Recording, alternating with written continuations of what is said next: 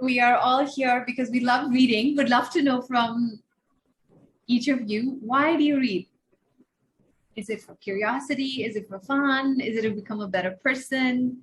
Is it to learn? I would like to add on this. Yeah. Hi all, this is Preeti.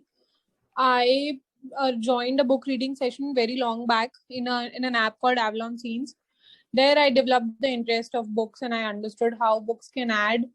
So initially I used to just do it to get out of my phone and get that addiction out and get the feel of that book, paper. And later on, I got to know that there are so many books people read for adding to their knowledge and things which are not out there.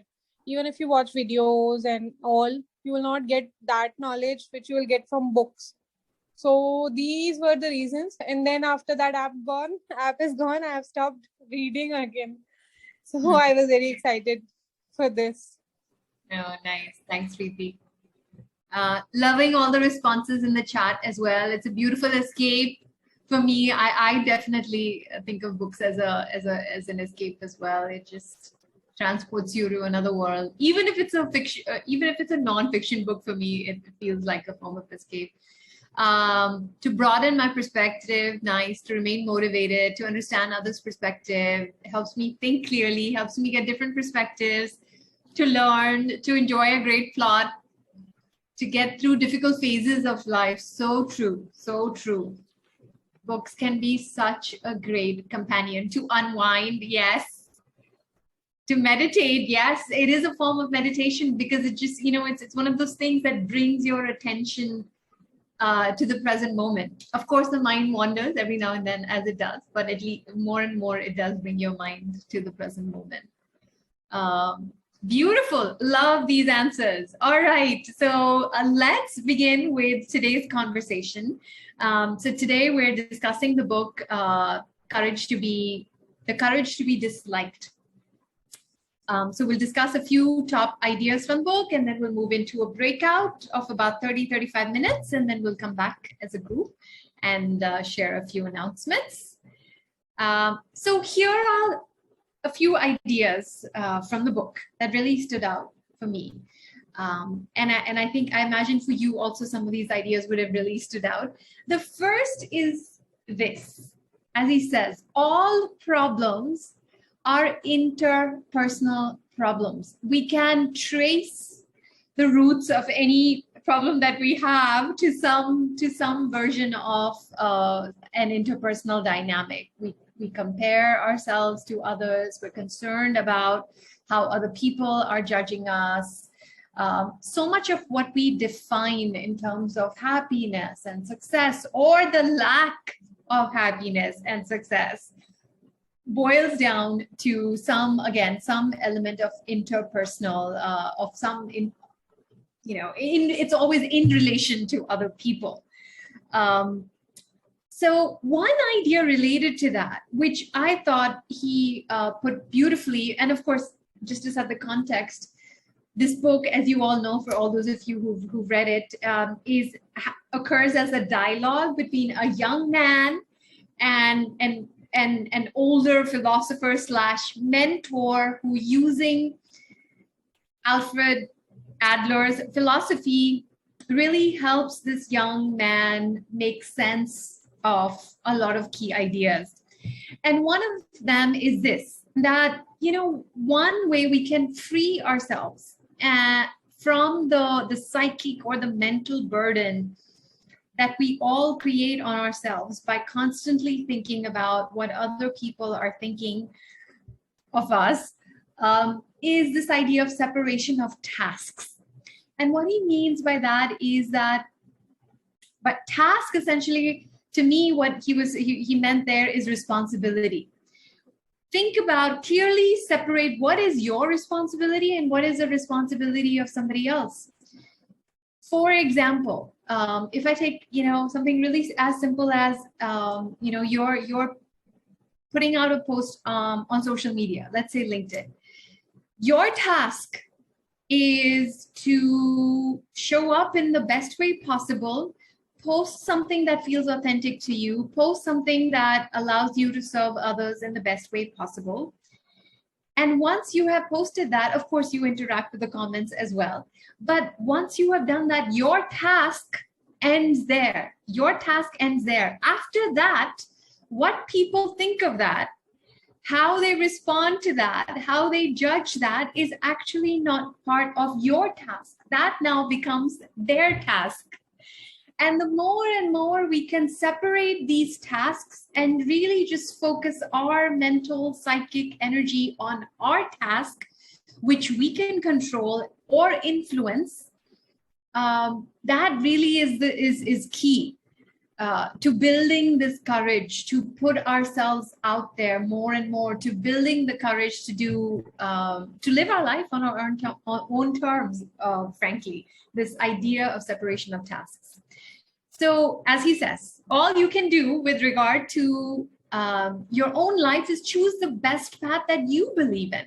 On the other hand, what kind of judgment people pass on that choice, that is the task of other people and is not a matter you can do anything about.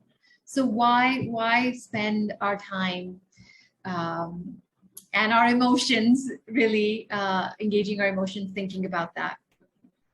So the first question we'd love for you to discuss in your breakouts would be, how do you think about this? Because this is something so universal, so human.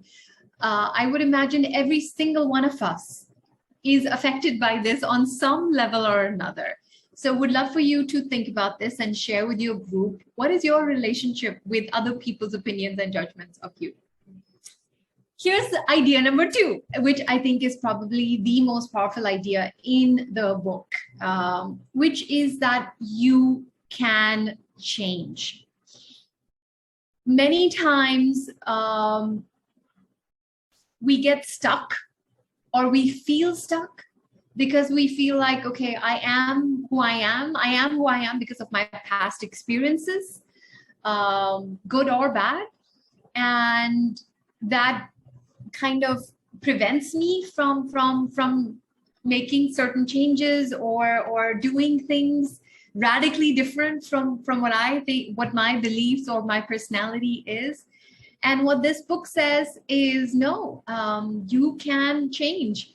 And here are some ideas related to that. No matter what has occurred in your life up to this point, it should have no bearing at all on how you live from now on. You, living in the here and now, are the one who determines your own life.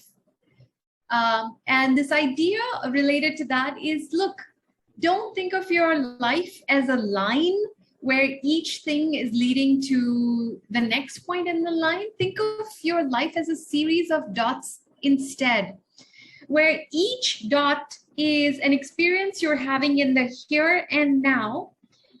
And it does not need to be defined by or shaped by anything that has come before that. You can look at each moment on a stand-alone basis as a dot and value it and appreciate it and show up for it on that standalone basis, disconnected from anything in the past or future. And when we look at our life that way, that also is a really beautiful way to look at things and gives us the courage to then make the best we can of that one dot or that one moment or that one experience in our life. As the book says, your unhappiness cannot be blamed on your past or your environment, and it isn't that you lack competence. And this is the important thing. You just lack courage. One might say you are lacking in the courage to be happy. So really, the core, the crux of the book, what they're saying is, if we want to change, and the good news is we can all change, what we need is the desire to change, the courage to change, and then to take action, whatever action aligns with that. But courage becomes really foundational to change and to be happy. So the second question we would love for you to discuss with each other is, what gives you or can give you the courage to be happy? Or this courage to live life on your own terms and not be defined by or constrained by other people's opinions or judgments. And finally, the third powerful idea that I think he shares in the book is this idea of what ultimately does contribute to our happiness, which is when we belong to a community, whatever community that may be, and it's going to be different for each of you. Maybe it's your community in the workplace. Maybe it's your community at home. Maybe your community is your family. It could be you get to define what is that community. And when you think about your happiness in terms of the contribution you're making to that community, what happens is now your self-worth is no longer tied to what other people think of you. Your self-worth is defined by what you are contributing to the community. And that is independent of anyone's judgment of you. It's you on your own terms deciding how you would like to contribute. And then that sense of contribution leads to happiness because it's independently defined by you. So of course, as the book says, for that, you first have to fully accept yourself and not get into that comparison game. If one really has a feeling of contribution, one will no longer have any need for recognition from others, because one will already have the real awareness that I am of use to someone without needing to go out of one's way to be acknowledged by others. In other words, a person who is obsessed with the desire for recognition does not have any community feeling yet and has not managed to engage in self-acceptance, confidence in others, and contribution to others. So yes, we need other people for our happiness, but we need them not to approve of us. That's not why we need people. It's the reverse. The more we can give to others, that is what then creates greater confidence and happiness in us.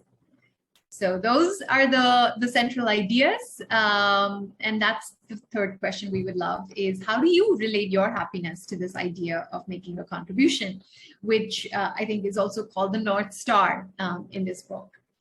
So let's move into our discussions. Once again, thank you for the book fairies. And if you're in a room where there's no book fairy, anyone can volunteer to moderate the discussion. And all it is going over these 3 questions that we just gave you. So we will give you 35 minutes for this conversation. Go ahead and take maybe like 10 minutes each per question, and then we'll come back and meet as a larger group and then wrap up